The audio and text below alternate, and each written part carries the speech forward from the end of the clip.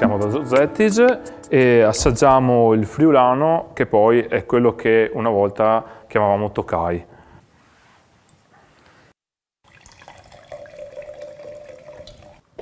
Beh, il friulano è un vitigno autoctono, presenta delle caratteristiche come la mandorla amara, che è una tipicità, una caratteristica che deve venire fuori per essere considerato di livello. Noi lo chiamiamo ancora Tokai, Internos.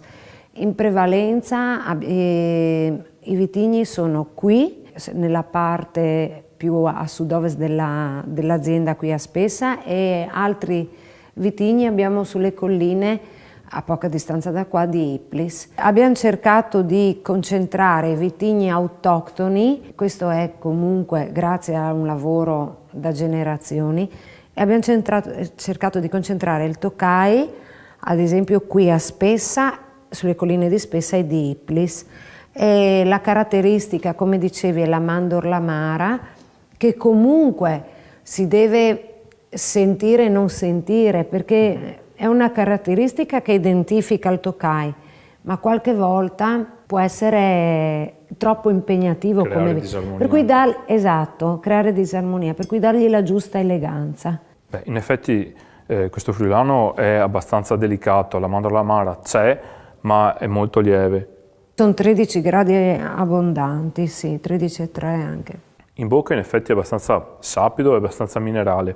Conferma le aspettative del naso e presumo, come si voleva ottenere, è un vino, lo sento molto facile, scorrevole, il classico vino da tutti i giorni. Prodotto abbastanza facile e che va perfetto a sposarsi con un prosciutto di San Daniele. Sì. Ti faccio un piccolo aneddoto. A San Daniele, durante la festa del prosciutto, io ne ho fatte tantissime agli inizi, e in prevalenza arrivavano tedeschi e austriaci e loro vedevano la carne di maiale abbinata a un vino rosso e bevevano solo rosso.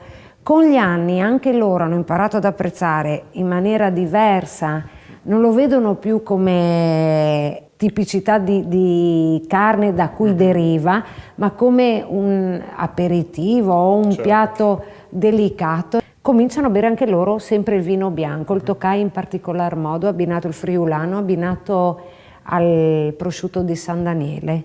Ma perché? Perché ha struttura, sapidità e si abbina molto bene. Certo, alla parte grassa Esatto, esatto. Questo era il friulano 2016 della linea classica Zorzettis.